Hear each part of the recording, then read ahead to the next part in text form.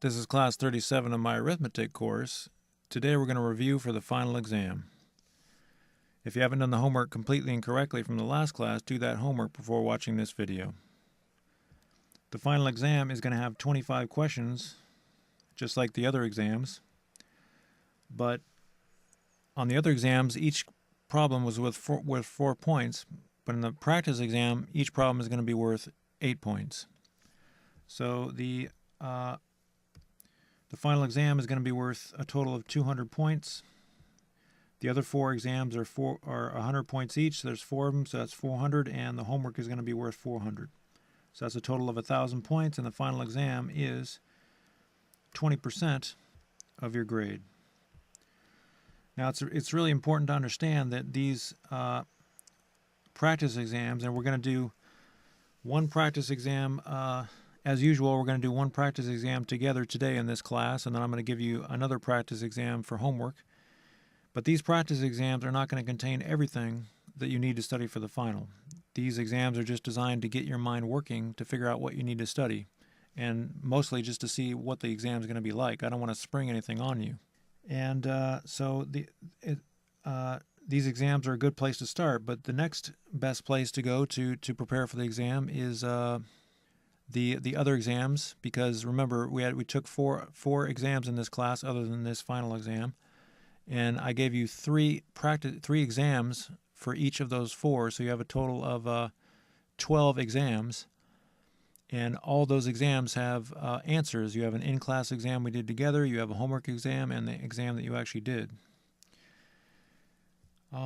So go to those, and if you look to the left, these are all the classes.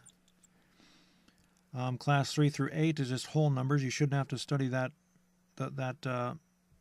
too much.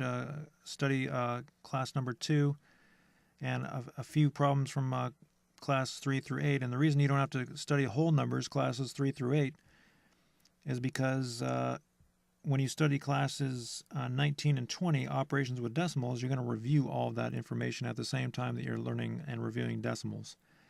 Fractions, obviously multiplication, division, addition, and subtraction of fractions, but especially those 4 operations, addition, subtraction, multiplication, and division with mixed numbers, because there's a lot of different variations of those mixed numbers problems.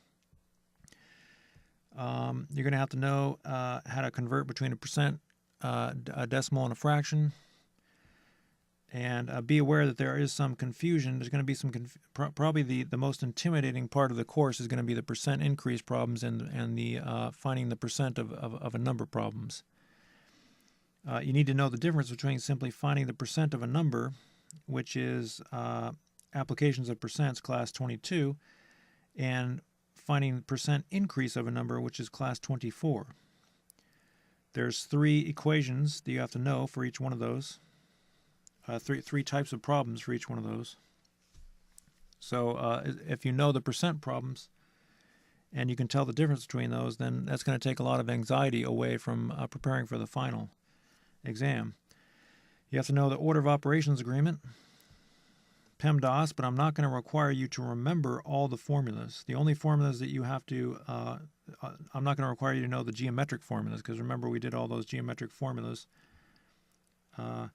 I'm not going to require you to know all those, just the following. I'm going to require you to know, I'm going to require you to memorize the perimeter of a shape and the area of a square in a rectangle and the area of a triangle. Those you have to remember, and you can never forget those for the rest of your life. The perimeter of a shape, that's the sum of all the sides of the shape. The area of a square or a rectangle, just area equals length times width. Area of a triangle, base times height divided by 2. Now I just want to make it clear, you are going to have to use the geometric formulas. I'm just saying you don't have to remember, you don't have to memorize the geometric formulas because there's too many of them. But I am going to require you to memorize simple interest formulas. So we have 2 of those formulas, 1, 2. I want you to memorize both of those. I'm not going to give you those formulas on the final. You have to know those formulas. This is if you're just calculating interest, and this is if you're calculating interest plus the principal. I'm also going to require you to remember the 3 formulas on percent increase. And of course, you need to know the difference between percent increase and finding the percent of a number. Percent increase is when something is changing. Finding the percent of a number is just finding the percent of a number. It's not a change. You're going to need to know common unit conversions, which is class 36. Notice I put the class number next to these so you know where to find all that information. So in class 36, I'm going to require you to know precise definitions of math terms and also common unit conversions. So let's go to that class right now. So take a screenshot of that. Those are the precise definitions of math terms. Take a screenshot of this. This is stuff I'm going to expect you to remember. I'm not going to give you this information on the test. And of course, in class 33, you can find the rules and properties. So I'm going to require you to remember the rules and properties. Now I know what you're thinking. You're thinking that's a lot of stuff. Go ahead and take a screenshot of this. You're thinking that's a lot of stuff. I don't want to memorize it. Well, don't complain. Just memorize it. Your brain is capable of memorizing 1 billion times more information than this. So don't complain about it.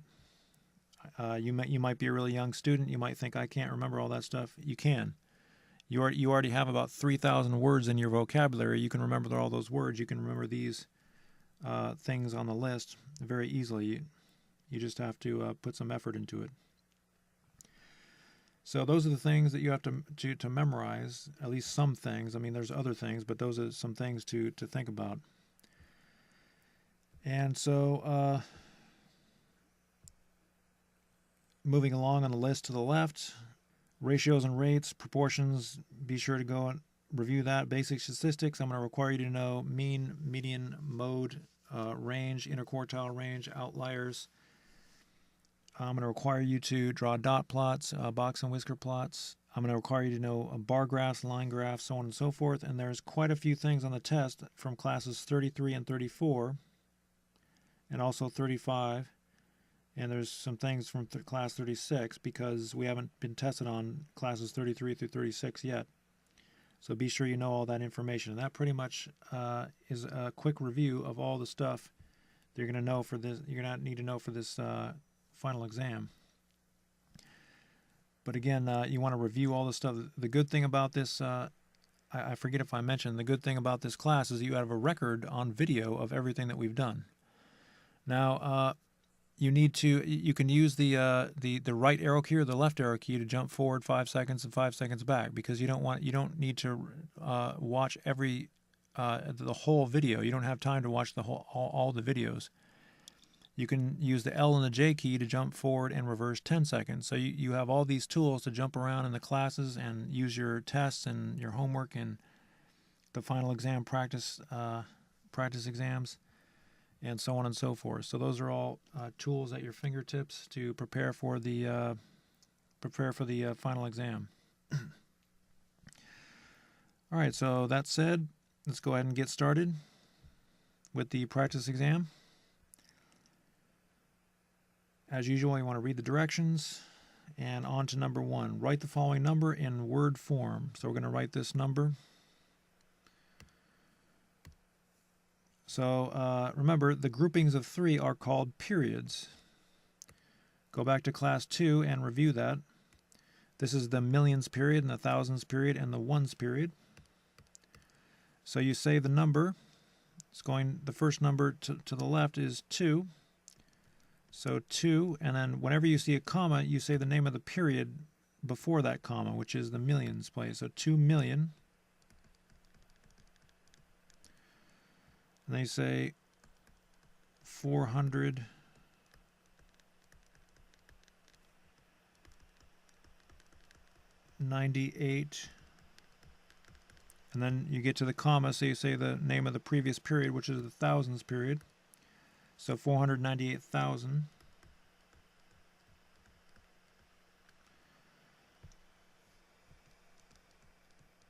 And that's the ones period here, but there's no comma there, so we don't really name it.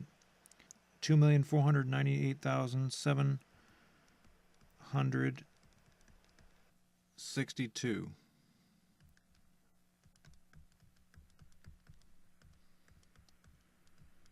And make sure you put your hyphens. Alright, so let's go ahead and rectangle that. That's our answer.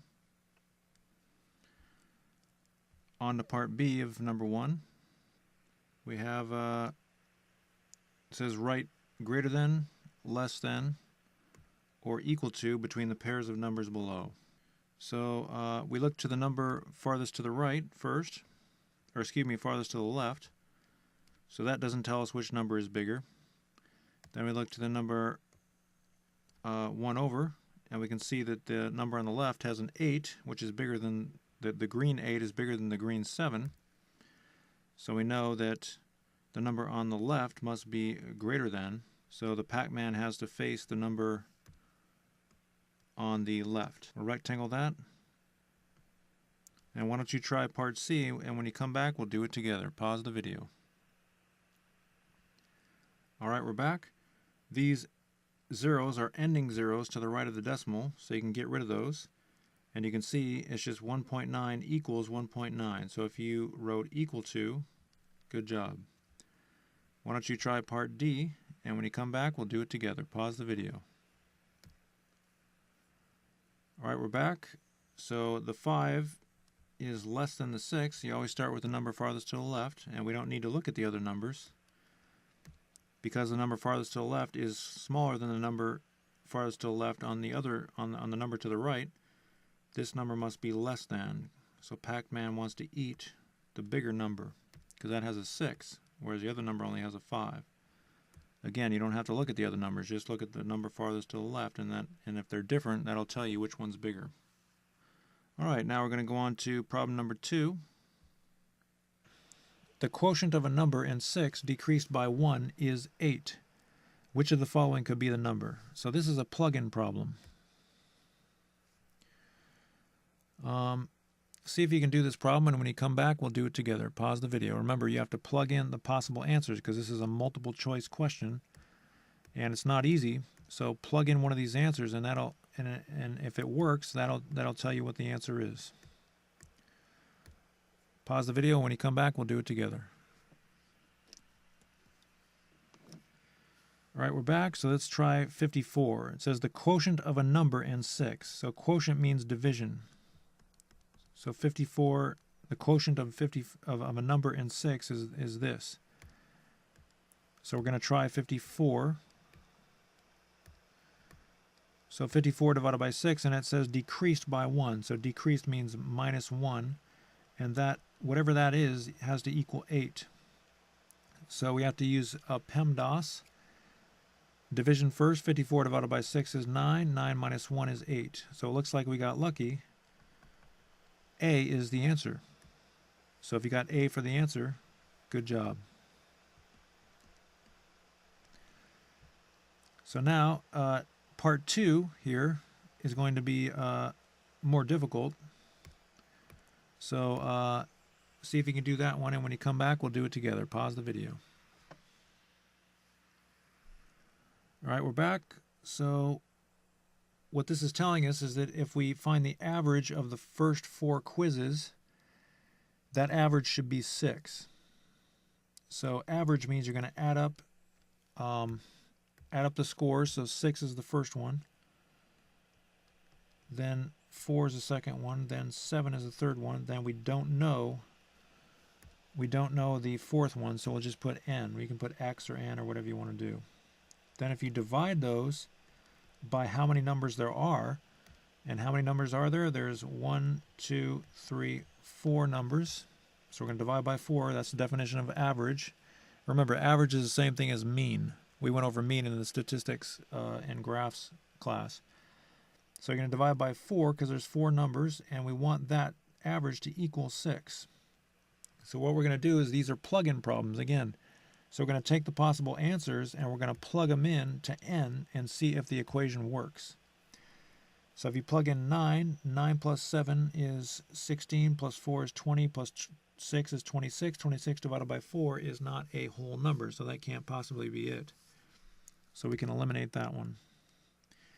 5 2/3, let's skip that one because that one's going to be hard. Plug in 1 for C, and then 1 plus 7 is 8, plus 4 is 12, plus 6 is 18. 18 divided by 4 is not going to be 6. It's not a whole number because we know our multiplication facts. We know that's not going to work, so you can cross that one out. Let's try 7. Plug in 7. 7 plus 7 is 14, plus 4 is 18, plus 6 is 24. 24 divided by 4 is 6, and there it is. That's the answer. So the answer is D. So if you got D, good job.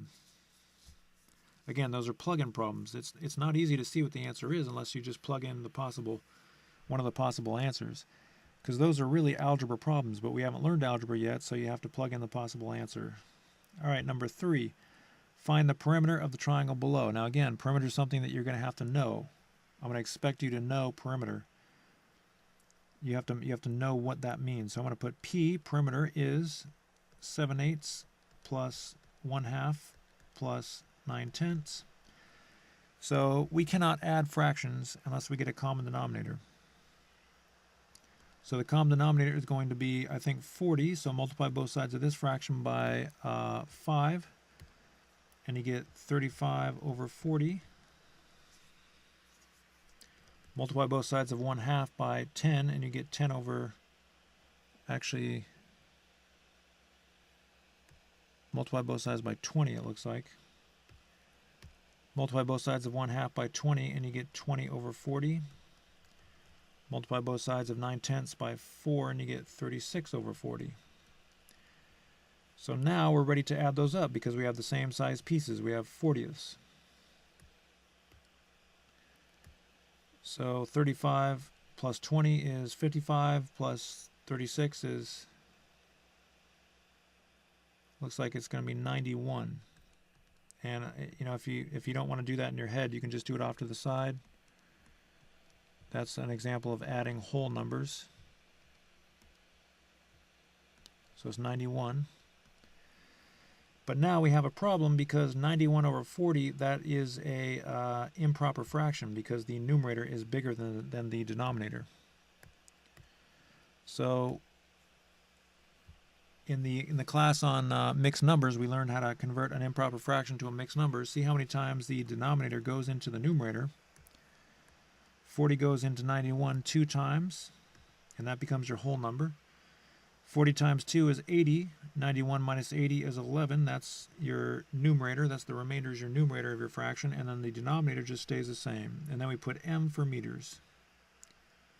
So the total distance around that object is 2 and 11/40 meters. All right, so now we do the prime factorization of 45. So we can use a factor tree. That's one way to do it. I know my multiplication fact, so I know 9 times 5 is 45. Now 5 is a prime number, so that is going to be one of our prime factors. But 9 is not prime. That's composite because I can keep going. I can break it into 3 times 3. Again, 5 you can't break apart anymore, but 9 you can. So 5 is prime, but 9 is not. So now we have 3's. And 3's cannot be factored anymore. So now we can put those 3's together into power notation. And that is the prime factorization. You can also write the prime factorization without power notation, but I would prefer that you use power notation. So that's the prime factorization of 45. So again, this is a factorization, but it's not the prime factorization. You need the prime factorization. Another factorization is 3 times 15. That works also. But that's not the prime factorization because 15 is not prime. 3 is, but not 15. All right, find the first 4 multiples of 7. Now it's really easy to confuse factors and multiples. Factors are the same size or less than the original number. These are all less than the original number. But multiples are always the same size or bigger than the original number. That's a big difference. So the multiples of the first 4 multiples of 7, to find those, we have 7, and then multiply by 2 to get 14, multiply 7 by 3 to get 21, multiply 7 by 4 to get 28. So you just multiply 7 by a bunch of numbers, and 7 times 1 is the first multiple, and there you go. So those are the first 4 multiples of 7. So again, 7 times 1, 7 times 2, 7 times 3, 7 times 4, that's how you find the multiples. All right, what is the GCF of 63 and 42? That's the greatest common factor. So, for example, if you had 42 over 63 and you wanted to reduce that fraction, the easiest way to do it is to divide both sides by the GCF. Problem is we don't know what the GCF is. I know my multiplication fact, so I know 7 works, but if you divide both by 7, then you get 6 over 9, but the problem is that can still be reduced. So the greatest common factor tells us how to reduce to lowest terms with just one step. So we haven't done this a lot, but you may be required to know these terms if you take a test someday. So GCF and LCM are not that important when you go into upper math, but because you may see a test at the lower levels, I'm making you know this. So 63, that is 9 times 7. 42 is 6 times 7. And instead of colons, I'm just going to write equal signs. And 9 is composite, it breaks into 3 times 3, and 6 is composite, it breaks into 2 times 3. So remember, composite is when you can still factor the number, but 7 is when is a prime. So now we have the prime factorization, and we're looking for the GCF. So to find the GCF, you just circle the common factors, and there's the common factors. We could use this 3, but the problem is there's only one 3, so we can't use both of them. We can only use one. Multiply those together, and you get 21. 3 times 7 is 21, so that's the GCF. If you need more practice with that, go back to the class on, what was that class? Class 11, that should be. All right, lowest common multiple, that's if you're adding fractions. It's useful if you're adding fractions and you want to find the lowest common denominator. Lowest common denominator and lowest common multiple are kind of the same principle. So let's find the multiples of 9. Multiples of 9 are 9, 18, 27, so on and so forth. Multiples of 6 are 6, 12, 18, and you're probably thinking, well, where am I getting these numbers? Well, again, you just take 9, multiply by 1 to get 9, multiply by 2 to get 18, multiply by 3 to get 27. Then you take 6 for the multiples of 6, you multiply 6 by 1, multiply 6 by 2, multiply 6 by 3, so on and so forth. It's very simple if you know your multiplication facts. If you don't know your multiplication facts, you shouldn't be at this stage of the course. You should go back and memorize those facts. So now we can see the lowest common multiple is 18. So the LCM is 18. And I should say GCF up here. All right. So again, we're just reviewing this stuff. My page is flying all over the place. Sorry about that. So on to number 6. Jerry had 5 2/3 ounces of silver. He sold 4 3/4 of the silver. How much does he have now? So if you said that this is a subtraction problem, you're correct. It is subtraction. So let's set it up. 5 2/3. I'm going to try to write small here. Minus 4 3/4. So we cannot subtract these fractions because they have different denominators. So we're going to multiply both sides of this fraction by 4, and we'll get 8/12. And we'll multiply both sides of this fraction by 3, and we'll get 9/12. So now we can subtract, but the problem is, how can we subtract 9/12 from 8/12? That's impossible. We'll get a negative number. We can't do that. So we have to borrow from the 5 and give to the 8/12. So we're going to borrow one whole from the 5 and give that whole to the 8/12. So we're going to peel off one whole, so that 5 is going to become 4, and the one that we peel off is we're going to write it as 12/12. And if you don't remember this stuff, you're probably thinking, whoa, wait a second, how did you do that? How can you write 1 as 12/12? Well, remember, you can write one whole as in any form. You can write one whole as 101 over 101. You can write it as 67 over 67. You can write it in any form you want. These are all one whole. It's like if you cut a pizza into 101 parts and you give somebody the 101 parts, you're giving the person the entire pizza. So 12 out of 12 is the entire pizza.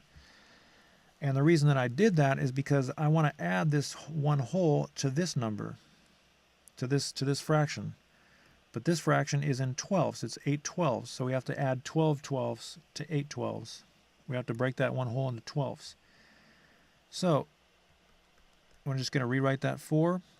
That 4 I'm going to rewrite here. And 12 12ths plus 8 12ths is 20 12ths. And then I'm going to subtract 4 9 12ths. All right, so let me shrink this a little bit. So this is the type of stuff you got to know. There's a lot of other variations of these mixed number problems, so you definitely have to go over the class on mixed numbers. So now we're ready to subtract. Again, I just combined these, and then after combining those, I combined everything together to get 4 and 20 12ths. So 4 minus 4 would just be 0, so the 4's go away. And 20 12ths minus 9 12ths is 11 12ths. So 11 12ths ounces. OZ is the abbreviation for ounces. All right, number 7. A rabbit hops 6 3/7 miles per hour. If this rabbit hopped 1 4/5 miles without stopping, for what fraction of an hour was he hopping? Now, in the previous problem, you probably were able to figure out pretty quickly that this is a subtraction problem. Well, in problem number 7, it's not easy to figure out what the operation is. And if it's not easy to figure out what the operation is, that probably means it's going to be, you guessed it, either multiplication or division. Because the meaning of division and the meaning of multiplication starts to fade away when you're dealing with fractions. Sometimes it makes sense, sometimes it doesn't quite make sense. So it's not easy to see what's going on here. So the easiest way to do it, I mean, we could use the factor label method that we learned. That's one of the methods that I showed you. But the easiest way to do it is just to choose easy numbers here. Make these numbers whole numbers. And then we can do a hypothetical problem, and that'll help us figure out what operation to use. Once we know what operation to use, we can use the algorithm to solve this problem. The algorithm that we learned, one of the algorithms that we learned with mixed numbers. So let's make this number, let's make that number 8. And let's make this number, let's make that number 2. So that would be 8 miles per hour and 2 miles. So now the rabbit, let's restate the question. The rabbit hops 8 miles every 1 hour, and he was hopping for 2 miles. So how long was he hopping? So these numbers are not quite so easy to deal with, so I'm going to switch them. If the numbers are still not easy, then that's okay. You just switch them. So I'm going to make this number 2 and this number 8. That'll be a little easier. Again, no big deal. We're just trying to figure out what operation to use. So now it's going to be easy. The rabbit hops 2 miles every 1 hour. He was hopping for 8 miles. So 2 miles every 1 hour. And he was hopping for 8 miles. So how long was he hopping? How many hours? Think about that for a second. Again, he was hopping for 2 miles every 1 hour. And he hopped for 8 miles. So how many hours was he hopping? If you said 4, good job. But how did you figure that out? Did you take these two numbers and multiply them? If you multiply 8 times 2, you get 16. Our answer was 4. So you don't multiply these numbers. That's a good thing because we just eliminated multiplication as a possible operation. So now we know it's division, but do we divide 8 by 2 or do we divide 2 by 8? If we divide 2 by 8, that's going to be a fraction. We don't have a fraction. We have 4. So it's got to be 8 divided by 2. So it's the purple number divided by the blue number. The purple number divided by the blue number. So now we know what operation to perform. The purple number divided by the blue number. So this was the purple number, 1 4/5, divided by the blue number.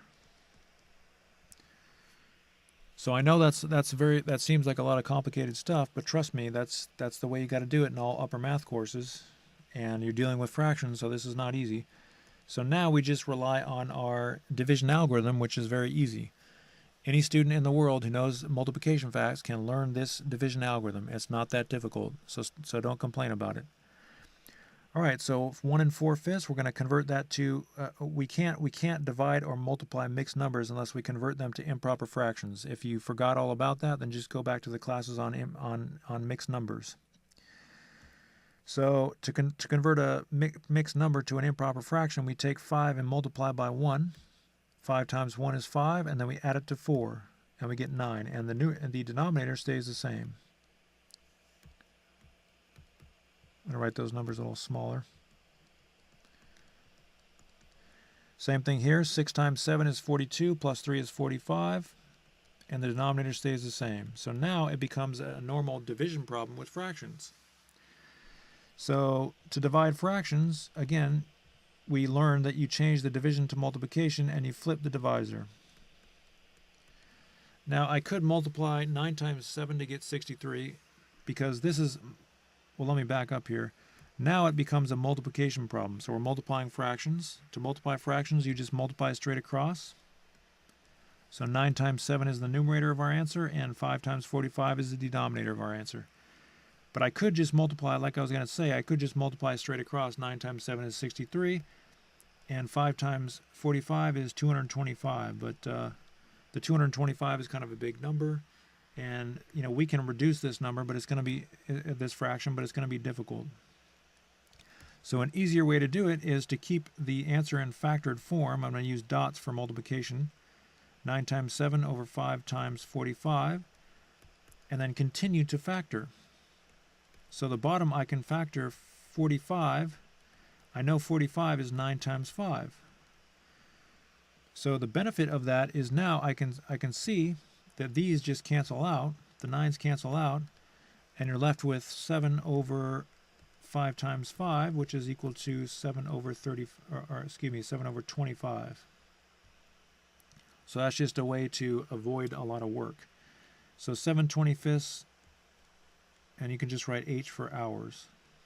7/25, actually it would probably be better to write 7/25 of an hour. That's the answer. Whoops. Waiting for my computer to catch up here. Of an hour. All right. That's how long he was hopping, the rabbit. All right, so on to number 8, find the area of the shaded region below. So this is one of our multi-step problems that we did in class 35. So to find the area of the shaded region, the gray region, area of the shaded region is equal to, we have to find the area of the triangle, and then we have to subtract the area of the rectangle. Hopefully you remember these types of problems. Now the area of a triangle is base times height divided by 2. I require you to remember that. I'm not going to give you that formula. Then you subtract the area of a rectangle, which is length times width. I'm not going to give you that formula either. You have to memorize that, and you have to never forget it for the rest of your life. All right, so we cannot, the base of the, what is the base of the triangle? Do you see the base? Do you see where it is? The base of the triangle is here. It's 2 feet. And the height of the triangle is here. It's 6 inches.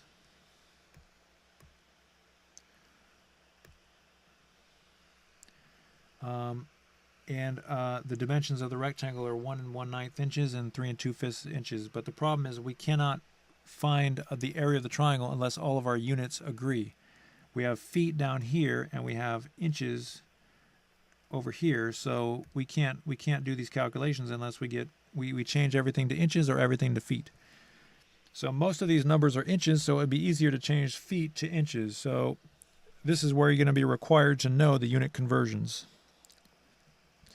So go to your screenshot on unit conversions, and that tells you that in every foot there's 12 inches. So we have 2 feet. So 2 feet times 12 is equal to 24 inches.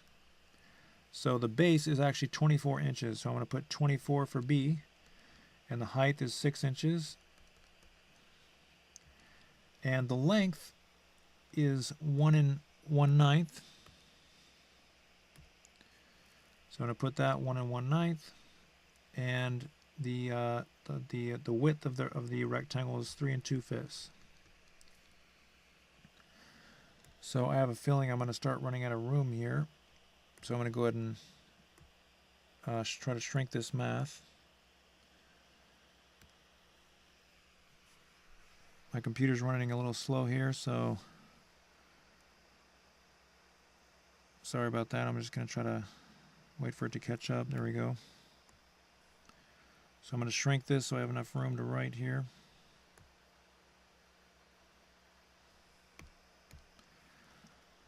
All right, so now this becomes a Pemdas problem. We got to do, let me write the Pemdas over here. Pemdas. So we have to do multiplication and division first, then subtraction. Now, over here we have multiplication and division, and when Pemdas tells us when we have multiplication and division, we have to move left to right. That's what the arrow means on top of there. So we have to do 24 times 6 first.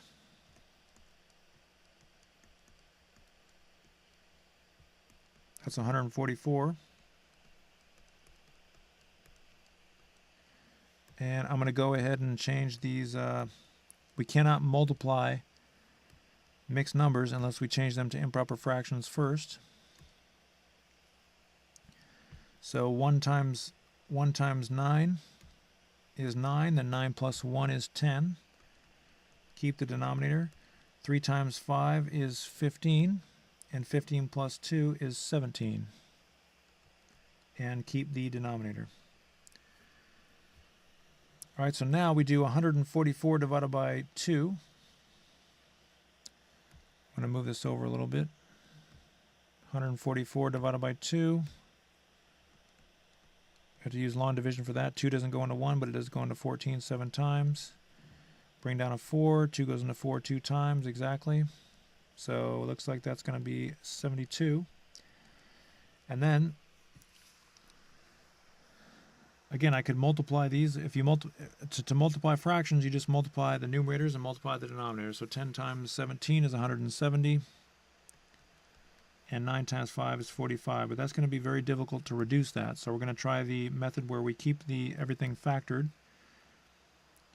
I'm just going to write 10 times 17 using a dot for multiplication and 9 times 5.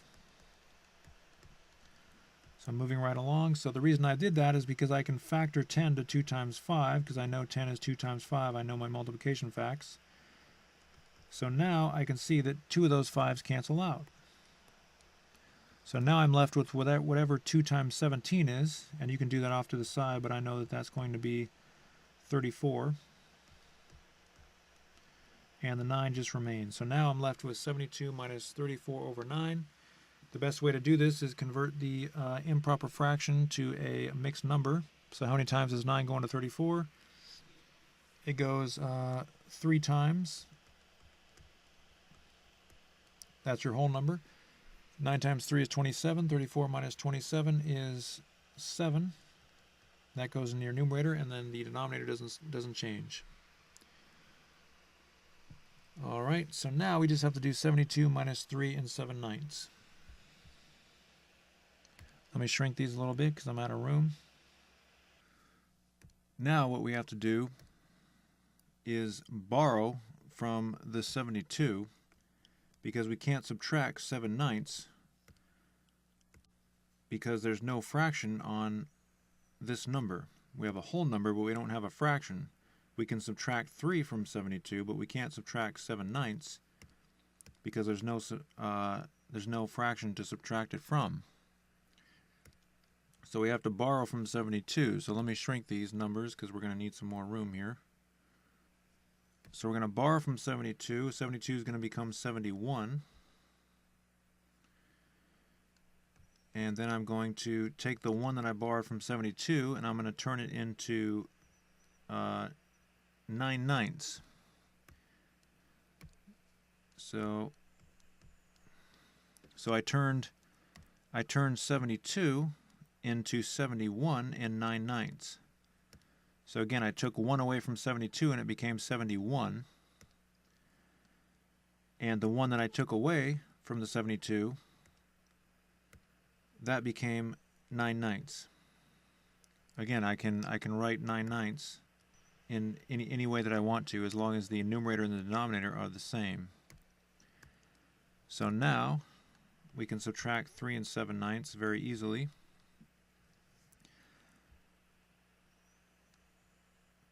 So now 71 minus 3 is going to be 68. And 9/9 minus 7/9 is 2/9. So 68 and 2/9 inches, and it's going to be square inches because we're finding area. So 68 and 2/9 square inches. All right, Jill makes $16.20 per hour at work. If she works for 31.4 hours, how much money will she make? So this number is not easy to see what we're supposed to do, which means it's either going to be a multiplication or a division problem. So let's change. We could use the factor label method, but that's kind of complicated. So let's change this number to $8 per hour. And we'll change this number to 2 hours. So she makes $8 in 1 hour, and she was working for 2 hours. So if you make $8 every hour and you work for 2 hours, how much money are you going to make? Well, if you said $16, you're correct. But here's the big question. How did you get that number? Did you multiply 2 and 8? Did you divide 2 and 8? Well, if you divide 8 by 2, you get 4, so that's not 16. If you divide 2 by 8, you get a fraction, so that can't be 16, which means we had to multiply these to get 16. So that tells us what to do. That tells us which operation to use. We have to multiply the two numbers. Now we don't have to write this ending 0 because it's an ending 0 to the right of the decimal. We can just get rid of that. That's just going to be more work if you write that in. Now notice that the decimals are lined up. That's just by coincidence. You don't have to line up the decimals when you're multiplying decimals. Alright, so we're going to multiply 4 times all the top numbers. And put a placeholder. Then we're going to multiply, we can get rid of that 2 we carried, multiply 1 by all the top numbers. And put 2 placeholders. And again, we put no placeholders, 1 placeholder, 2 placeholder, 3 placeholder, 4 placeholder, and so on and so forth. That's how it works for multiplication. But I'm never going to give you a multiplication problem where we have more than 3 rows. So now we move on to the 3. 3 times 2 is 6. 3 times 6 is 18. Carry the 1. 3 times 3 times 1 is 3, plus 1 is 4. Now we just add all those numbers. We add all these numbers to get the 8. And we add all these numbers to get the 6, and so on and so forth. 6 plus 6 plus 6 is 18.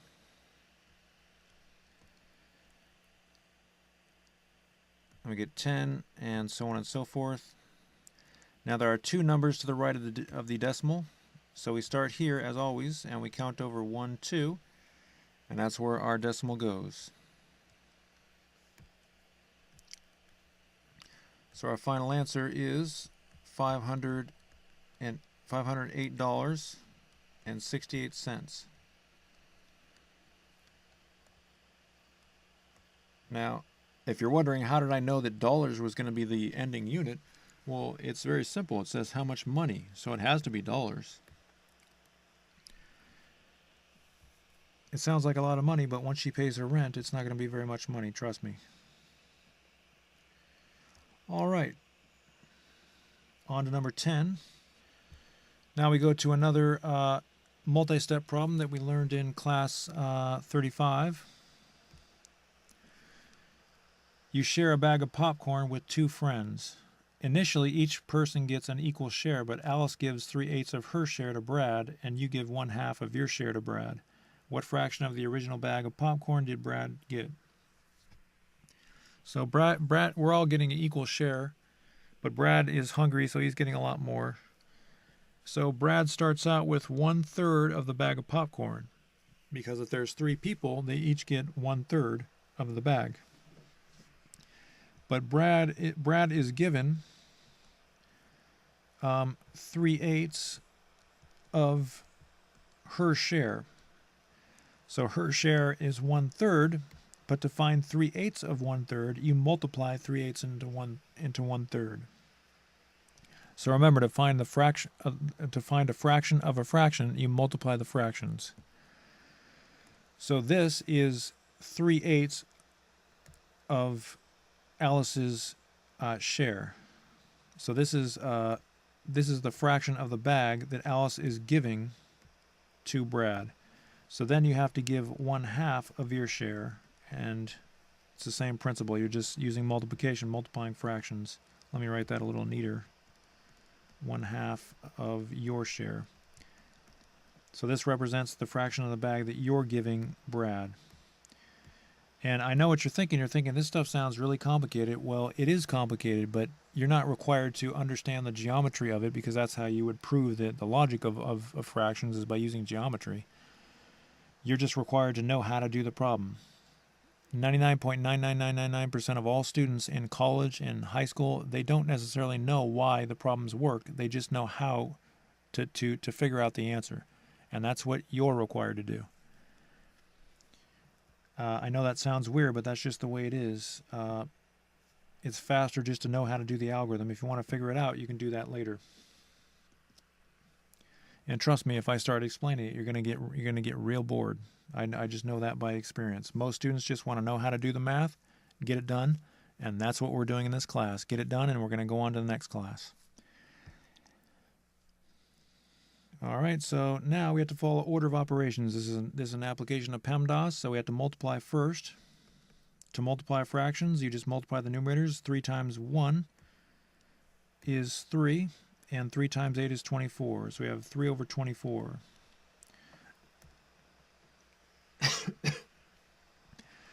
But again, if we keep it in factored form, 3 times 1 over 8 times 3, we can see that 3's cancel out. The 3's cancel out, and you're left with 1 over 8. But it turns out we're gonna have to keep it in that other form. So I'm just gonna leave it as 3 over 24. And now we're gonna multiply these. So 1 times 1 is 1. That's just how you multiply fractions. If you don't remember, go back to the class where we learned how to multiply fractions. 2 times 3 is 6. 2 times 3 is 6. So now we have a bunch of fractions, and we have to find a common denominator. Actually, you know what? I guess we should keep this in lowest form. So that was 1/8. So we cannot add these fractions. We cannot do it unless we find a common denominator. So the common denominator looks like it's going to be 24. So multiply both sides of 1/3 by 8, and you get 8 over 24. Multiply both sides of 1/8 by 3, and you get 3 over 24. Multiply both sides of 1/6 by 4, and you get 4 over 24. So now we have same size pieces, 24ths, that we're counting. So now we add them all up. 8 plus 3 is 11, plus 4 is 15, and we get 15 24ths. But there's only one problem. You can reduce that. You always have to reduce fractions, or else you're going to get a point taken off. So divide both sides by 3, and you get 5 over 8. So Brad got 5/8 of the bag. You don't have to say bag of popcorn. You can just say bag. All right, so again, there's plenty. The purpose of doing this practice test with you is just to get your mind started here. If you don't know this stuff, that's okay. You're going to practice you're going to do the homework practice exam, and you're also going to go back to previous tests and previous classes and so on and so forth. This is just to get your mind started with what you're going to need to know. All right, number 11. Jesse had 3 5/6 pounds of nails, 8.7 pounds of tools, 2/3 of a pound of concrete, and 10 pounds of tiles. How much do all these items weigh altogether? So if you recognize that you have to add these numbers, you're correct. So we have to add them up, 3 5/6. I'm just going to go ahead and write those. So you have all the numbers, but you can see that we have totally different forms of numbers. We have a mixed number, we have a decimal, we have a regular fraction, and we have a whole number. So this is class, it is add, subtract, multiply, or divide the different forms of fractions. Now, if we try to change these to decimals and add them together, it's not going to work, because if you try to change these fractions to decimals, they're going to be repeating decimals. We don't know how to add repeating decimals. So the best way is to change this decimal into a fraction. Again, we have to change all these numbers. I don't think I mentioned that. We have to change all these numbers to decimals, or we have to change them all to fractions in order to be able to add them. But we can't change them to decimals, so we're going to have to change them to fractions. So this number is already a fraction. 8.7 is the same thing as 8 7/10. That's just the definition of that decimal, because the 7 is in the 10th place. And then we have a 2/3 and 10. So now, but also actually never mind. I was going to change 10 to a fraction, but I don't really need to. So now we're ready to add these together. So first we have to get a common denominator. We have 10, 6, and 3 are the denominators. So it looks like 30 is going to be the common denominator. So multiply both sides of 5, 6 by 5, and you get 25 over 30. Multiply both sides of 7/10 by 3, and you get 21 over 30. Multiply both sides of 2/3 by 10, and you get 20 over 30. So now things are getting much, much easier.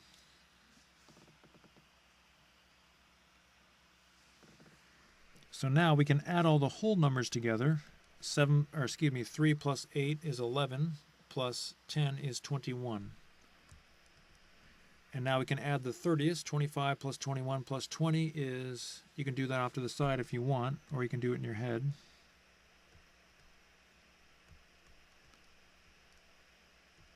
Equals 66. So we have 66 over 30. The only problem here, well, we have two problems. 66 over 30 is not reduced, and the bigger problem is that it's an improper fraction. So to change a mixed number to an improper fraction, we see how many times, and actually before we do anything, we should separate these. Again, a mixed number is just a sum of a whole number and a fraction. That's extremely important to remember that. Even high school students don't quite remember that, or never even learned it in the first place. So now I'm breaking it apart, and now we're going to convert that improper fraction to a mixed number. 30 goes into 62 times. So you're going to put your 2 there. I'm just going to rewrite the 21. 30 times 2 is 60. 66 minus 60 is 6. That's the remainder. And then you just keep the denominator. So now we're ready to add these together. We have 21 plus 2 and 6/30. So add the 2 and the 21 and you get 23. And we just have one more issue that we have to deal with. 6 over 30 is not reduced. So we're going to reduce that by dividing both sides by 6, and we get 6 divided by 6 is 1, 30 divided by 6 is 5. So that's the final answer. But remember, you have to put your units, and the units are pounds. All right. Number 12, convert the following fraction to a decimal, then to a percent. All right, so to convert a fraction to a decimal, you take the numerator and divide by the denominator using the long division algorithm. And then you have to add a decimal and a 0 because 8 doesn't go into 1. And I should write that more neatly. 1 divided by 8. So now go ahead and attempt that problem. And when you're done, we'll come back and do it together. Pause the video. All right, 8 goes into 10, actually one time.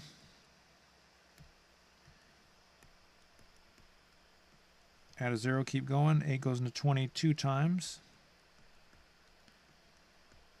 8 goes into 45 times. And the remainder is 0.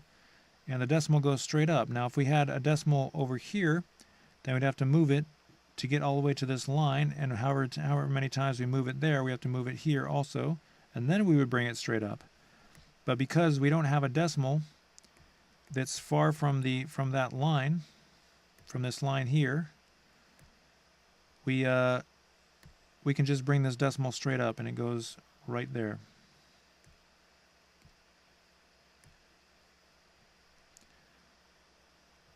All right, so our answer is 0.125.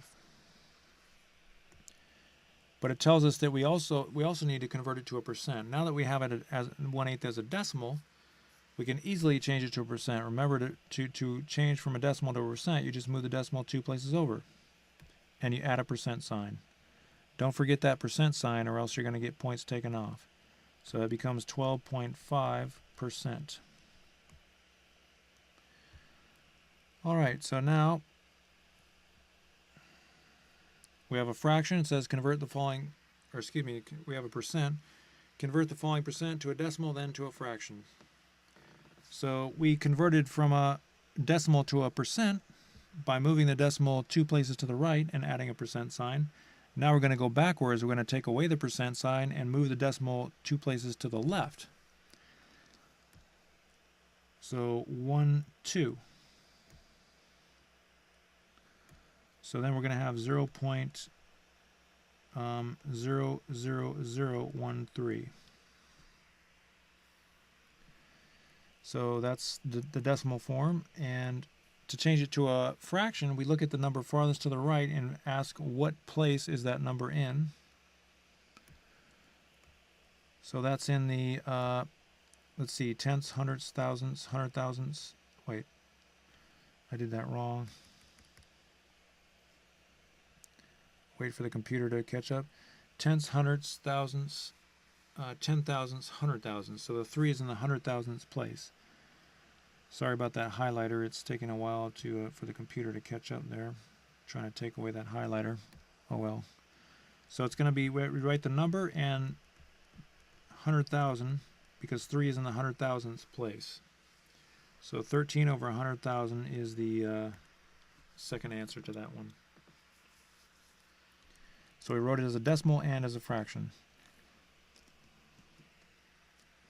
So now we move on to 13. Tina found 1.8007 grams of copper, 23 grams of iron, and 42.3 grams of calcium carbonate. What is the total weight of her findings? So remember, well, this is a problem where it's pretty simple. It's pretty easy to figure out what we're going to do. We have to add those numbers. Now remember, when you add decimals, you got to line up the decimal. So attempt number 13, and when you come back, we'll do it together. All right, we're back. So 1.8007, 42.3, and it's so critical that you line up these numbers properly. And 23, and notice I'm putting placeholder zeros. You don't have to do that, but it sure helps. Looks like that's correct. So we add the 7 and the zeros and just add up like you're used to.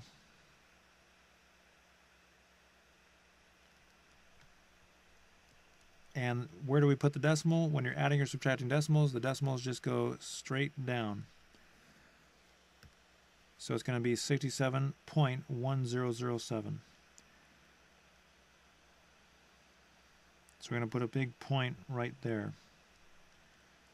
I'm just waiting for that arrow to go away. So 67.1007. And it's going to be grams, so we write G for grams. So if you got 67.1007 grams, good job.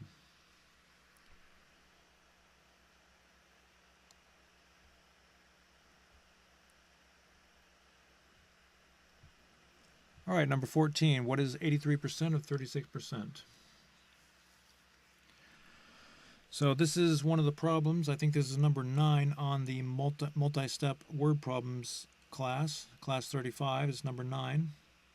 So if you want to find a percent of a number, you just take the percent and multiply it into the number. But before you multiply it, you take the percent, change it to a decimal first, change this to a decimal, then multiply it into the number. But this number is a percent. So that's what's different about this problem. That's why it's a multi-step problem. So the easy way to do this is, of course, we're going to change this to a decimal like we usually do, but we're also going to change this number to a decimal first. So what we're doing is we're finding 83%, if this is a fraction, if we write 36% as a fraction, that would be 36 over 100. And what we're doing is we're breaking this 36 into 800 parts and finding 83 out of those 100 parts. So it's very sophisticated math, but you don't need to know all the geometry. You just need to know the algorithm. So you change this to a decimal, you change this to a decimal, and then multiply them. That's all you have to know for now. To find the percent of a number, you change the percent to a decimal and multiply it into the number. But we cannot deal with percents, so we have to change this one to a decimal also. So 0. I'm going to use a small pen for this one. I'm going to write over here 0.83 times 0.36. Now again, that's just a coincidence that those decimals lined up. The decimals don't have to line up when you're multiplying them. So 6 times 3 is 18, 6 times 8 is 48, plus 1 is 49. Put a placeholder. 3 times 3 is 9, 3 times 8 is 24. Add up. And there are 4 digits to the right of the decimal. 1, 2, 3, 4. So the decimal always starts here, and you move over 1, 2, 3, 4. So our answer is, just waiting for my computer to catch up here. The answer is 0.2988. That is 83% of 36%. The math is very sophisticated, but don't be depressed if you don't understand the geometry of it, because it's very rare for even teachers to really think about the geometry. You just have to know how to do it and do it.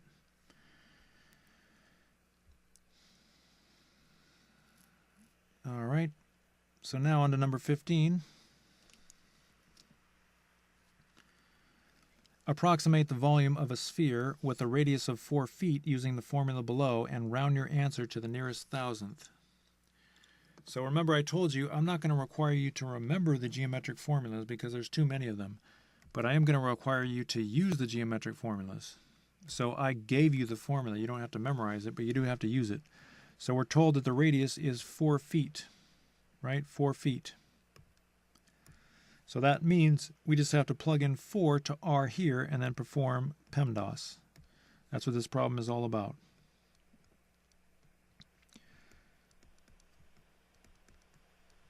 So plug in 4 to r.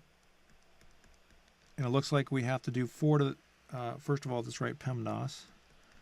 So Pemdas tells us to do parentheses first.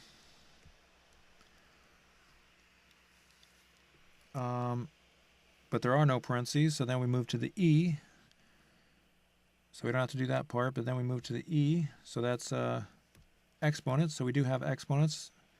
We have exponents here, the 3 there. So 4 to the 3rd power, that's not going to be quite so easy because that's 4 times 4 times 4. 4 times 4 is 16, we know that, but 4 times 16, we might have to do that off to the side here. Whoops. It's 24, carry the 2. 64. So 4 to the third power is 64.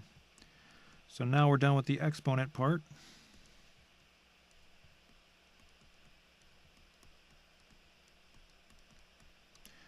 So now we have multiplication and division. So Pemdas tells us when we have multiplication and division, the arrow tells us on the top to move left to right. Just like you read a book or something, it's always left to right. So we're going to do 4 times 3.14 first. I'm going to do that over here.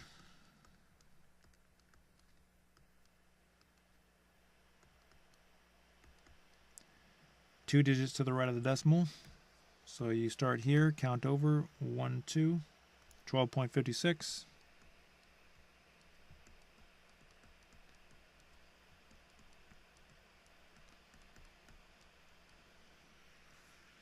All right. Now we're going to do 12.56 times 64, again moving left to right. 4 times 6 is 24, so on and so forth.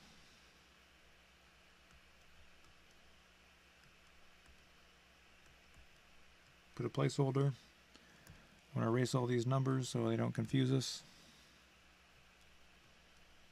Move on to the 6. 6 times 6 is 36, carry the 3.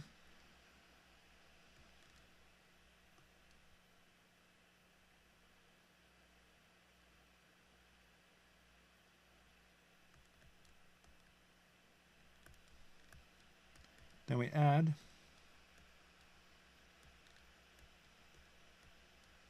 Then there are 2 digits to the right of the decimal, so we count 2 places over. 1, 2, and we have 803.84. So we're almost done. And I'm not going to give you a problem that's quite this hard. This test is a little bit harder than the test I'm going to give you on the final or for your homework, so don't worry about it, because this is going on for quite a while. All right, now 803.84. We have to use the long division algorithm for that.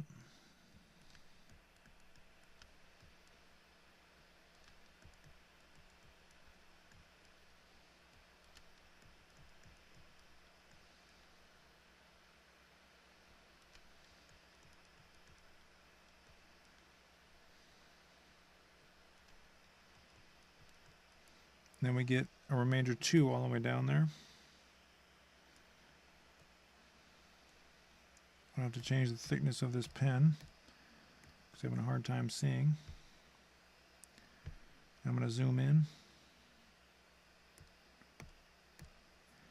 So we have to keep going, because whenever you have a decimal, you got to keep going. So you bring down a 0. 3 into 20 goes 6 times. Remainder 2, and it looks like it's just going to keep going on and on, so we're just going to get 6, 6, 6, 6, 6, 6, 6. Bring the decimal straight up. So we're left with 267.94 and a bunch of 6s. But don't rush forward too quickly, because this problem tells us to round to the nearest thousandth. All right, so a lot of these problems I'm going to be asking you to round, but if you jump to the next problem without rounding, you're going to lose a point. So we have to find the thousandth place, and look at your place chart to find that. It's the thousandth place is the 6, and we're going to look to the number to the right of the 6, and that's going to tell us whether or not to round up or down. So the 6 tells us to round up. So that means the 6 in the blue goes up to 7, and all the other numbers to the right of the 7 go to 0. But we don't have to write all the zeros, because those are ending zeros to the right of the decimal. All right, so, and this is cubic feet, so we have to write ft to the third power. That's our final answer.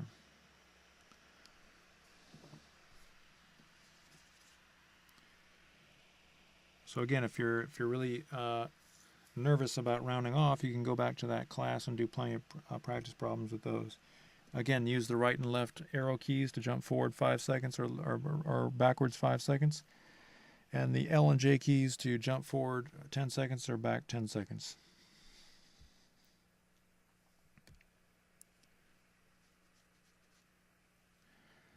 All right, let's see here.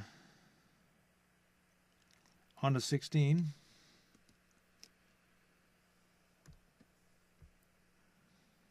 An object moves 20.05 centimeters in 0.008 hours. Find its unit rate. So this is a rate because it's centimeters per hour. A ratio, you have the same units. For example, red apples to green apples. Usually you're supposed to have the same units, even though people violate that rule. But with a rate, you have different units, and this is an example of a rate, centimeters per hour. But the problem is this is not a unit rate. The unit rate is how many centimeters in 1 hour, one whole hour. This is not 1 hour, it's 0.008 hours. So we learned to find the unit rate, you take the first number and you divide it by the second number. All right, so we're going to go ahead and do that. Obviously, we're going to need the long division algorithm for that.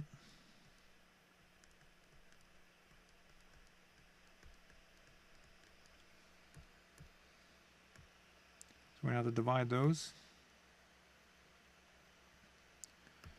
And that is going to give us the unit rate.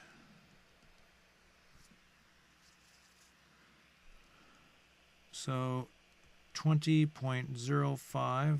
We're going to have to use the long division algorithm. Now we can just ignore the decimals. 8 does not go into 2, but it does go into 22 times. And just keep doing the long division algorithm. Now, something special is going to happen here. We bring down the 5. After we bring down that number, 8 still does not go in. So because after we brought down the number, 8 still did not go in, we have to write a 0 placeholder up here. That's a very common source of error for students. If you bring down that number, what happens is students bring down that number, they say 8 does not go in, so then they just bring down another number and they don't put a placeholder up here. So that means they miss one of the numbers. So you got to put your 0 placeholder there. Now 8 goes into 56 times. Bring down another 0 because we have to keep going. And remainder 4, bring down a 0, we have to keep going. 8 goes into 40 exactly 5 times. And it looks like we're done because we have a remainder of 0. Now, usually the decimal will go straight up, but not in this problem because the decimal on the divisor is not all the way up against this line.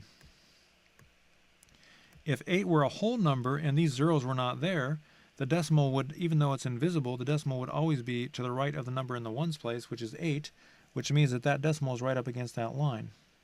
But we don't have 8. We don't have the whole number 8. We have 0.008. So we have to figure out how many times we move the decimal to get to this line, and it looks like it's 1, 2, 3 places. We have to do the same thing with this decimal, 1, 2, 3 places, and then we can bring it straight up. And that's the rule. And it's a very simple rule. So even if it sounds complicated, you know, it's very, very simple. So, you know, you can go back and review that if you want. So the final answer is going to be, actually that's not the final answer. So far we have 2,506 and 25 centimeters per hour. So 2,506.25 centimeters per hour. But don't rush forward too quickly. It says round your answer to the nearest whole number. We're supposed to round our answer to the nearest whole number. So this is another rounding problem. So the nearest whole number is here.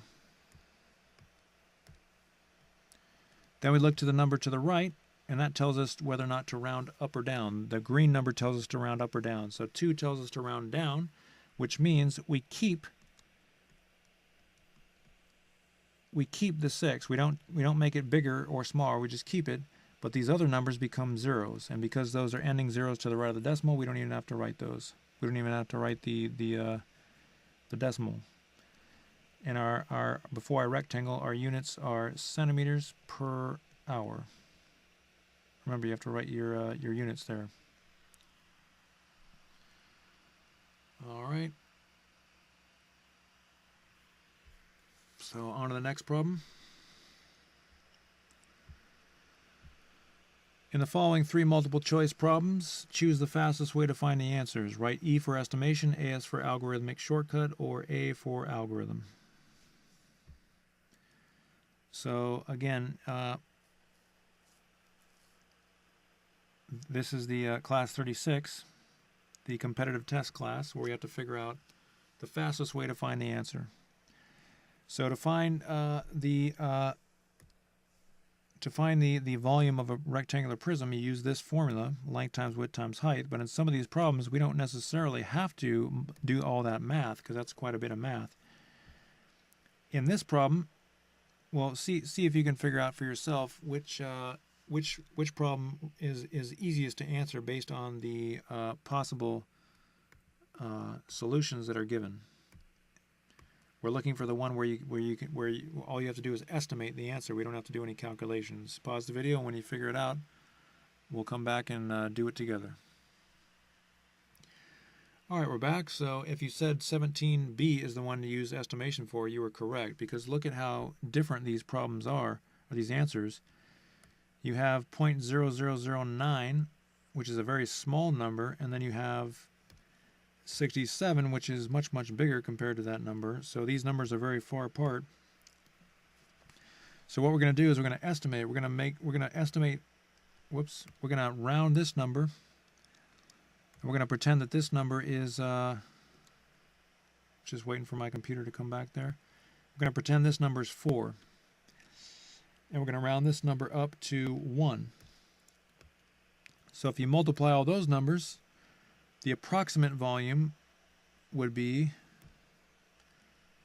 V approximately would be 1 times 1 times 4, which would be approximately 4. So the volume should be approximately 4 cubic millimeters. And you can see that that eliminates this one immediately, because that's not nowhere near 4. It eliminates this one immediately, and it eliminates this one immediately. So now we just have to figure out if it's going to be 3.4 or 5.7. Now, we rounded these numbers up. So our real answer should be less than 4. And the only answer that's less than 4 is B.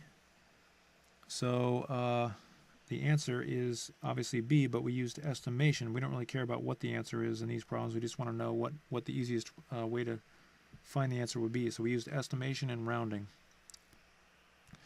So now for the other parts, we're actually going to have to do the algorithms. So we're going to have to multiply 1 times 3 7/9 times 0.9. So this is a multiplication problem. We're multiplying decimals and mixed numbers. Now we can get rid of that 1, because anything times 1 is just itself. But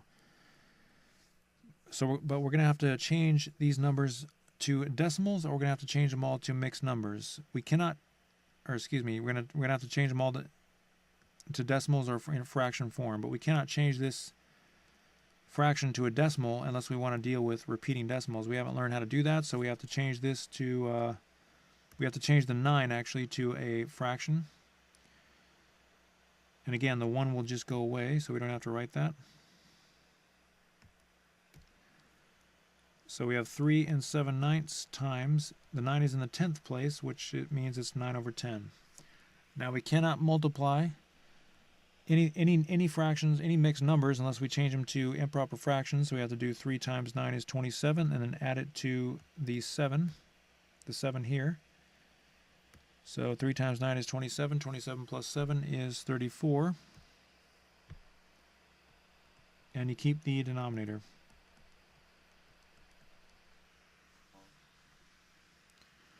So now we're ready to multiply, but if we keep it in the factored form, 34 times 9 over 9 times 10, you can see that those 9s are going to cancel out. Again, to multiply fractions, you just multiply the numerators straight across and multiply the denominators. But I'm keeping it in factored form because now I know that the 9s are going to cancel out. So 9s will cancel out. You're left with 34 over 10. But look, that's the answer. 34 over 10. So in that problem, we didn't have to do the full algorithm. We just got it in that form, and we could leave it as an improper fraction, which means that this is actually an algorithmic shortcut problem. Now for 17C, so we've done 17B and we've done 17A, now on to 17C. 17C, we can't leave it as an improper fraction, so we have to change 34 over 10 to a mixed number. 10 goes into 34 3 times. 10 times 3 is 30. 34 minus 30 is 4. That's the remainder, and you just keep the denominator. But 3 and 4/10 is not one of our answers because 4/10 is not reduced. Divide 4 and 10 by 2, and you get 2/5. 3 and 2/5. So the answer, again, is B. So that was a problem that required you to do the full algorithm. So I'm going to write A for full algorithm. All right. So on to number 18.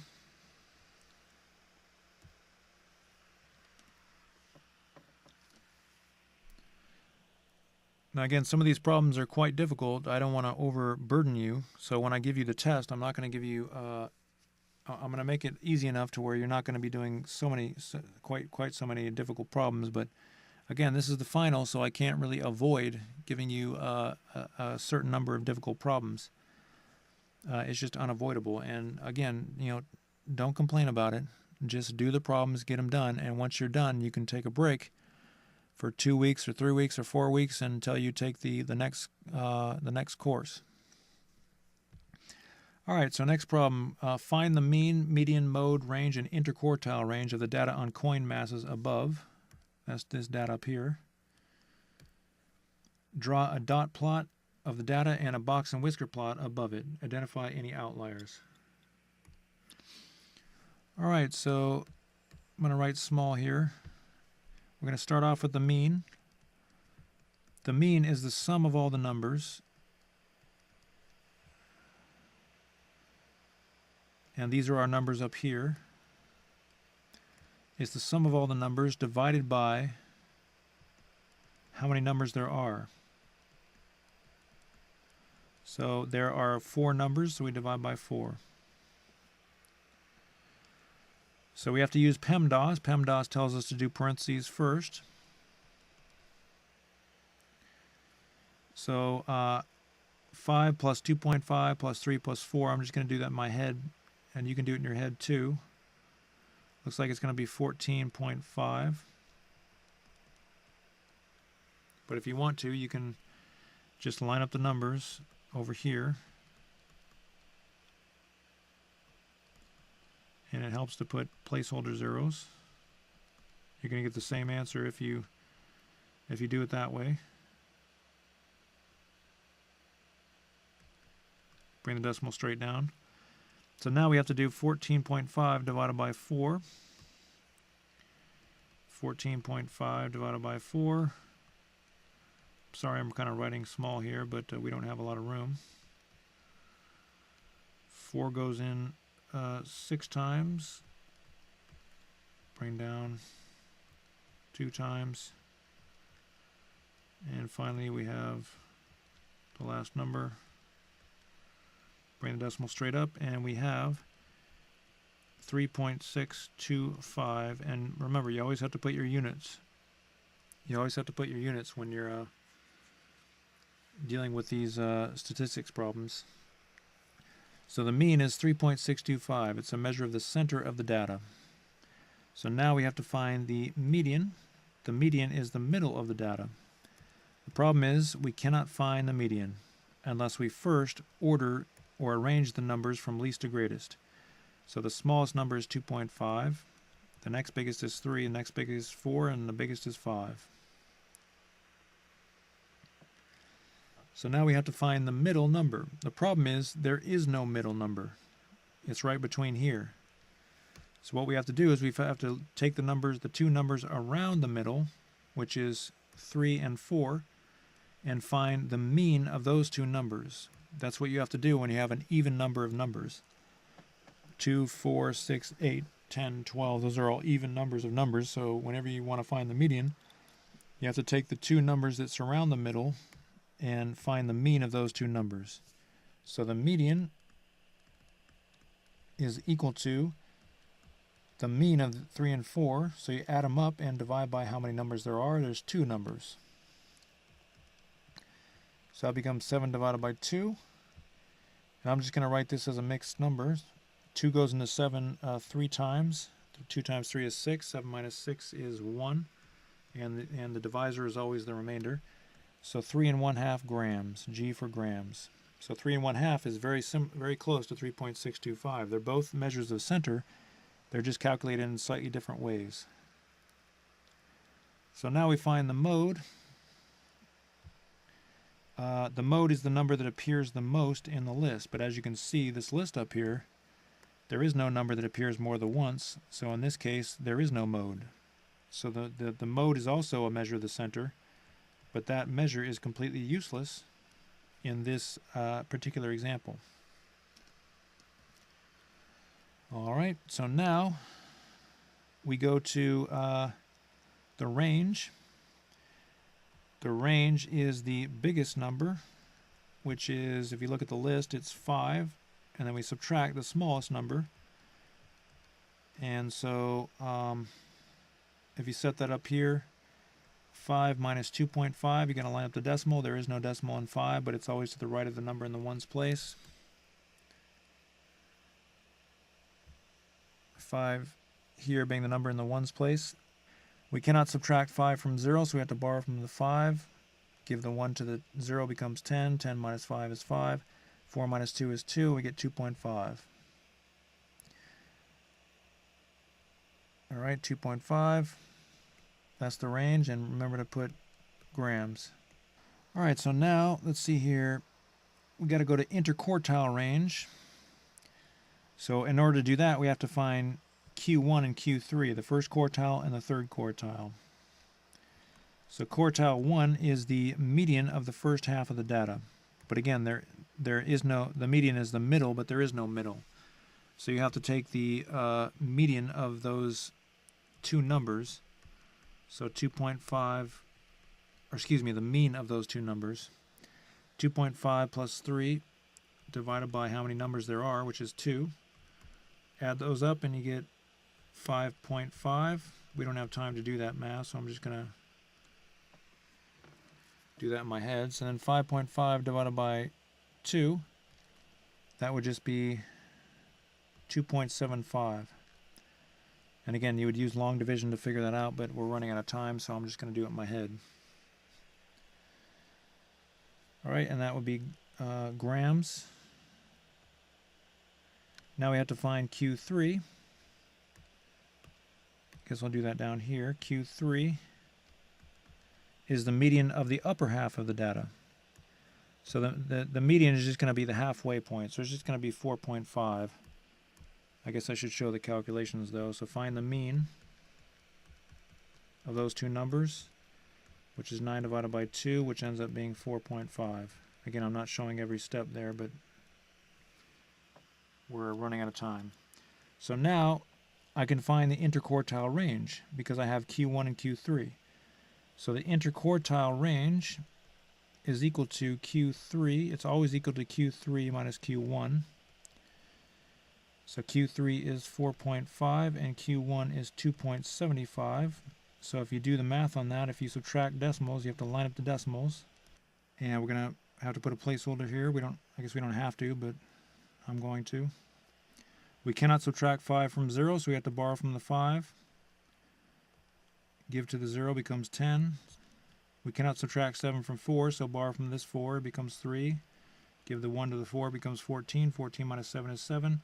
3 minus 2 is 1. Bring the decimal straight down, and you have 1.75. 1.75 grams is the interquartile range.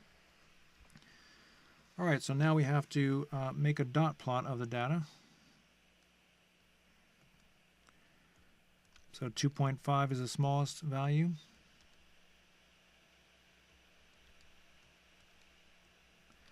And I'm going to use 0.5 intervals. And 5 is the biggest value. All right, so the smallest value, we have one value that's 2.5, another value that's 5, another value that is 3, and another value that is 4. So we don't really have any outliers. So we're going to say no outliers.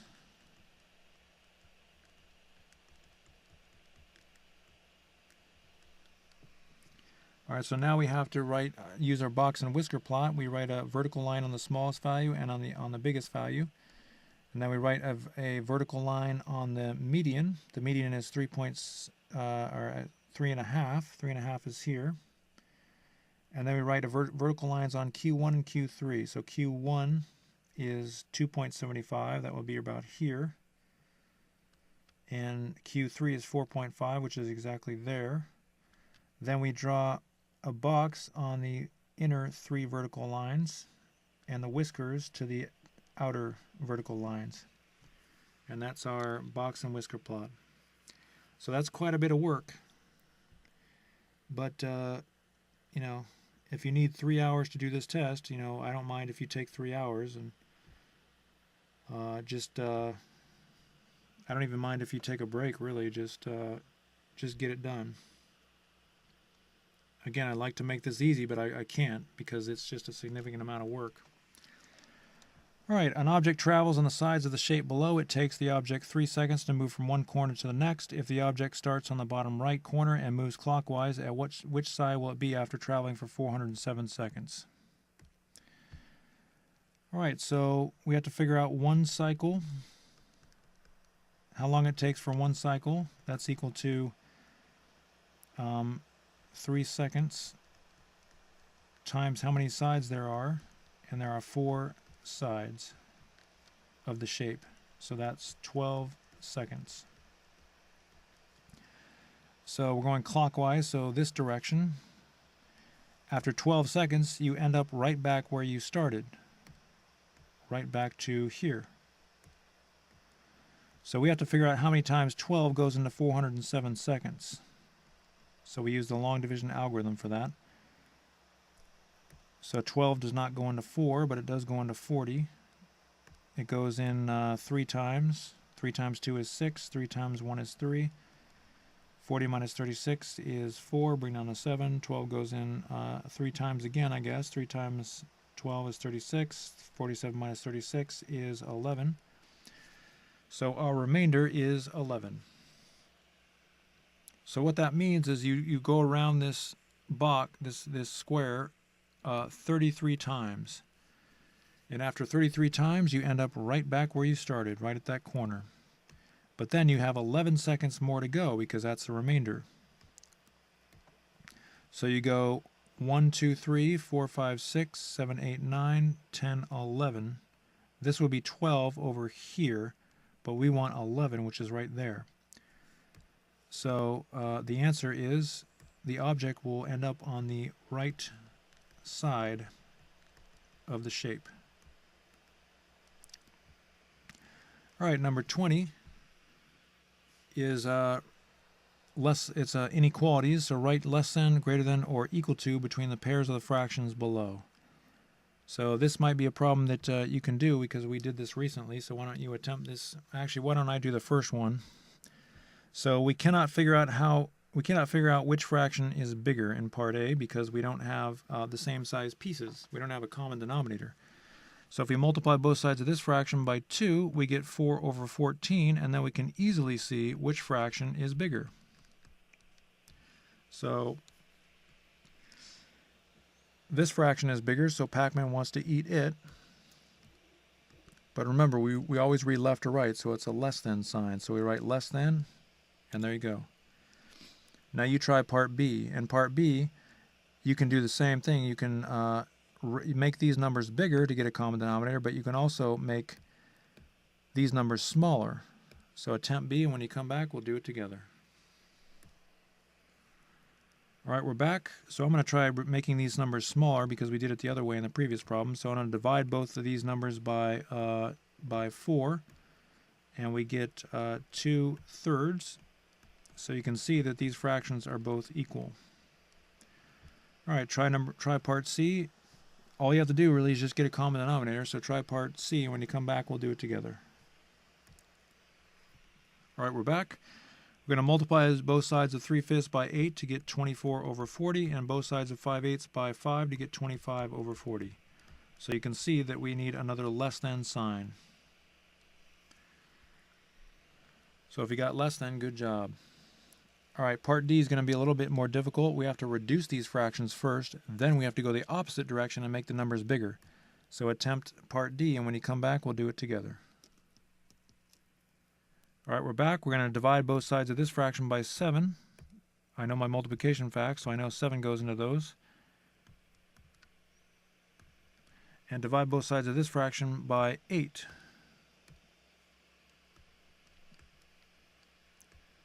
But now we still don't have a common denominator, so we're going to have to multiply both sides of this fraction and go in the opposite direction. We're going to multiply both sides by 9 to get 63. 63/72, and multiply both sides of this fraction by 8 to get 64/72.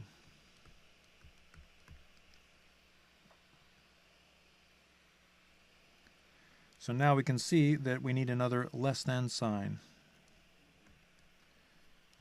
63/72 is less than 64/72. So if you got less than, good job. All right, so on to 21. You deposit $36 in a checking account that pays 0.8% simple interest annually. What will your account balance be after 4 years, assuming that you make no additional deposits? Round your answer to the nearest hundredth, i.e. to the nearest cent. So this is a problem that requires this formula here. So we need to write that formula. You need to show the formula that you're using. We don't need the other formula, because this wants us to know how much is in the bank account. That's the principal plus the interest that you make. So that's why we're using this formula. If they just want interest, then you'd use just the interest formula, which is this one down here. It's just this part here. That's the interest. So now this is a Pemdas problem. We just plug in the numbers. The principal is $36. That's what you deposit in the bank, or that's what you loan to somebody if it's a loan problem. R is the percent written as a decimal. Now this number is a percent, 0.8%. I just spelled out percent instead of writing the percent sign. So we need to change it to a decimal. So 1, 2 places to the left, and we end up with 0.008. Seems like we have a lot of 0.008 problems in this test. 0.008, and then we multiply by how much time, and it says 4 years in this problem. 4 years. So now it's just a Pemdas problem. We just follow the order of operations agreement. We multiply first. So 36 times 0.008.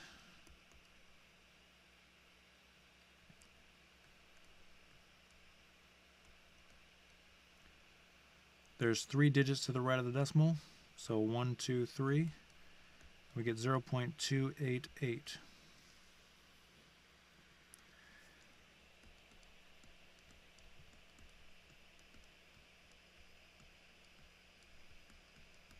So now we multiply 0.288 by 4.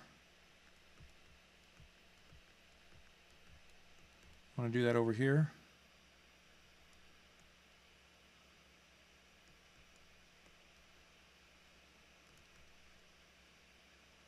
There's 3 digits to the right of the decimal. So I move over 3 places, 1, 2, 3. So we end up with 1.152. Now we have to add those. And of course we have to line up the decimals properly.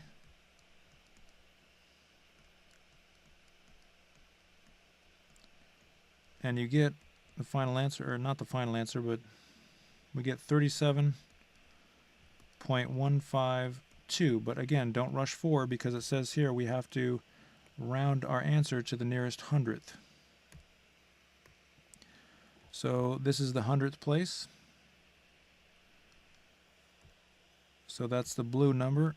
And the green number tells us to round up or down. So 2 means to round down. So that means that the green number stays the same.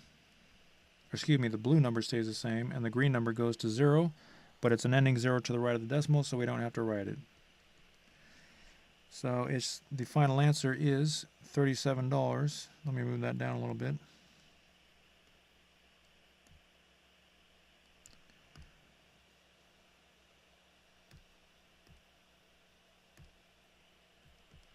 $37.15.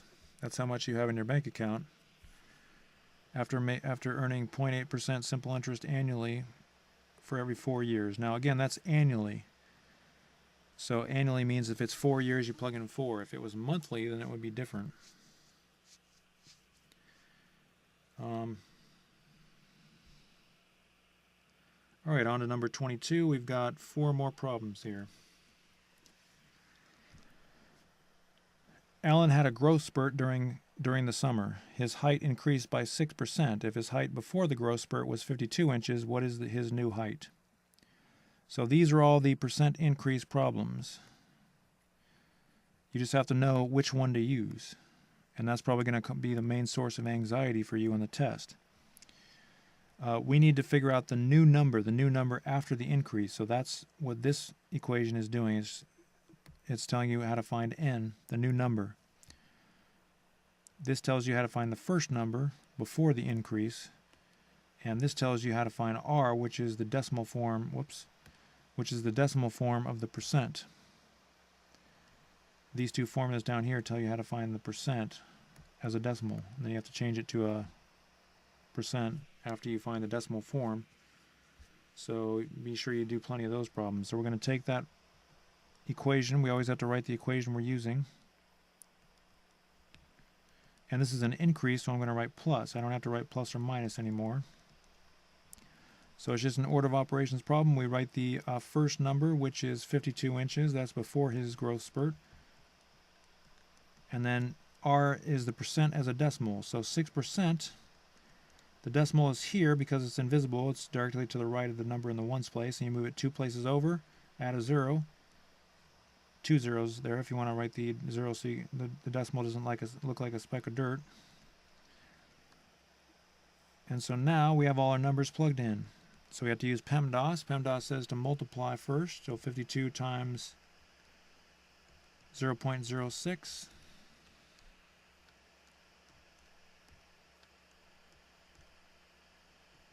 $3.12.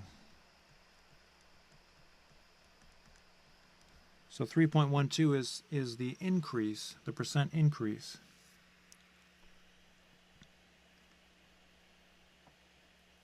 So now we just add those up, and to add them up, we line up the decimals.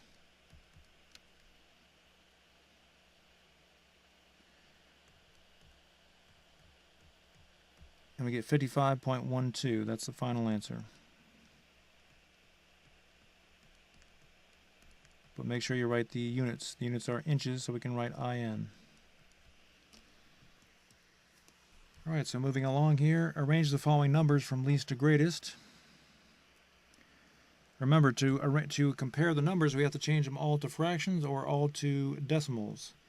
We cannot change the repeating decimal to a fraction. We haven't learned how to do that, so we have no choice but to change all these to decimals. So we have to change the 2/5 here to a decimal. You can just ignore the 3 for now. So remember, to change a fraction to a decimal, you take the numerator, divide by the denominator. 5 doesn't go into 2, so you have to add a 0. 5 goes into 24 times. Remainder 0, bring the decimal straight up. So that becomes 3.4. And we can just rewrite the other numbers because they're already decimals. And 3/10 is defined as 0.3. That's the definition of 3/10. It's 3 out of 10, 0.3. So now we have all decimals. So now, to figure out which one is bigger, we look at the first number. And the first number to the left is 3 in all of those, so that doesn't help us. Then we look at the second numbers, 4, 4, and 2, and 3. So the 2 is the smallest number, so we write that number first, writing it in its original form. And we can cross that one out, I guess. And then the next biggest number is the one with 3, 3.3, but we have to write it in its original form. That's this number, because 3 is the next biggest green number. We can cross that one out. And then we can write, we have to figure out if 3.4 is bigger or 3.4 bar. Well, on the 3.4, there's only one 4. On the 3.4 bars, there's infinite 4. So obviously the one with 1 4 is going to be smaller. That's this one. 3 2/5, so then we put the 3.4 bar. And again, notice that all these numbers are in the original form. We want to keep them in the original form. So that's the answer for that one.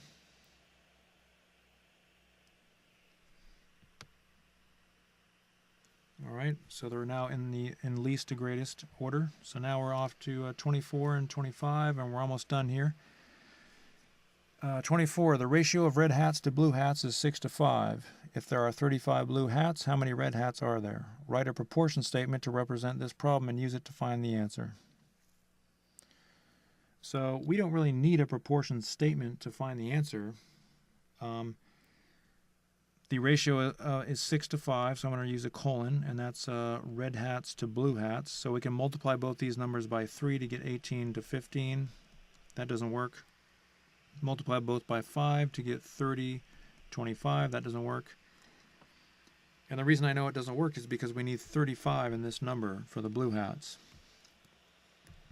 Multiply both by, and so you can see how it works here. The ratios work like fractions do in the sense that they follow the fundamental principle of fractions. You can multiply both those fractions by the same number, or both those numbers by the same number. Or you can divide both those numbers by the same number, and the ratio remains the same. So I'm going to try multiplying 6 and 5 by 7, and you get 42 and 35. And I know that's correct because we want 35 blue hats. So now it says how many red hats? Well, the answer is right here, 42 red hats. But the problem is we can't use that method. We can't do it because they want us to use a proportion to solve the problem. So to set up the proportion, we write a fraction and then make it equal to another fraction. But in the other fraction, we have an unknown. That's what we're trying to figure out. I'll write R for red hats. So the 6 and the R represent the red hats. They have to be both in the numerators or both in the denominators. You can flip them. You can write it like this, and you'll get the same answer. That'll give you the same answer, but both the red hats have to be both in the bottom or both in the top. You can't put one in the top and one in the bottom, or else you're in serious trouble. And the blue hats are in the bottom, both in the bottom. So now, to solve this proportion, it's going to be pretty easy. And again, we have an entire class on proportions, so make sure you just go back and review that. There's a lot of different types of problems that you can encounter.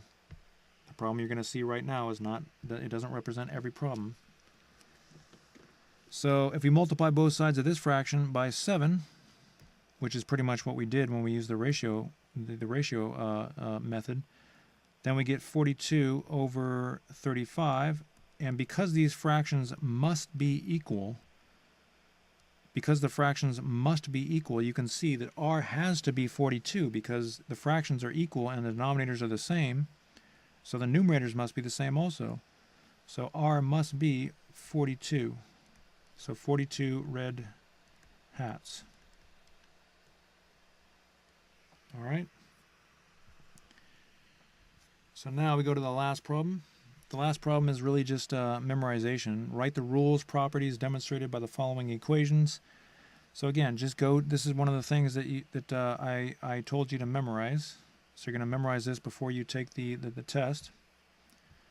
That's the rules and properties in class 33. So if you have that screenshot, go ahead and look at that, or you can go to that class. In fact, just to make sure that you got it, I'm going to go ahead and go to the class right now, because it's pointless to even do this problem unless you have it right in front of you. All right, so take a screenshot of those. Let me maximize this. Take a screenshot of those. All right, and back to the test.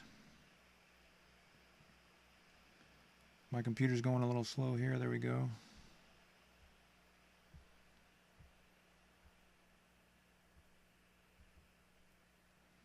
Sorry about that. All right, so now you have those rules in front of you. So here we go. The first one has parentheses and addition. So when you have parentheses, it's going to be the associative rules. So this is the associative rule, and you can say rule or property. It doesn't matter. Associative rule of, and there's addition, so it's going to be addition.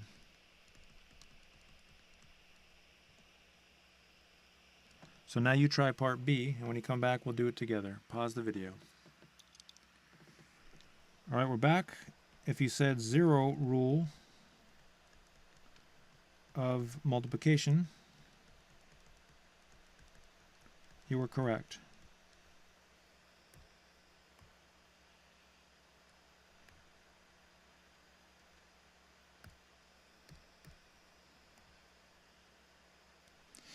All right, and part C, see if you can figure out part C. When you come back, we'll do it together. All right, we're back. Part C is the inverse rule of multiplication.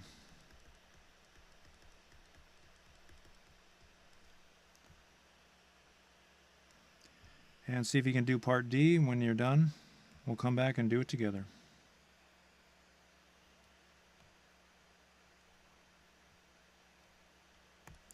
All right, so part D, if you said the commutative rule, and we're switching the order, so it's commutative, and we have multiplication, so obviously it's the commutative rule of multiplication. So if you said commutative rule of multiplication, good job. There's a commutative rule of addition and a commutative rule of multiplication. There's an associative rule of addition and an associative rule of multiplication. And a few other rules you have to memorize. All right, so that's the practice test. So again, the purpose of that was just to give you an idea of what I'm going to expect as far as the difficulty of the test. And to give you an idea of what to memorize, take a screenshot of that if you haven't taken a screenshot. And we have the classes over here.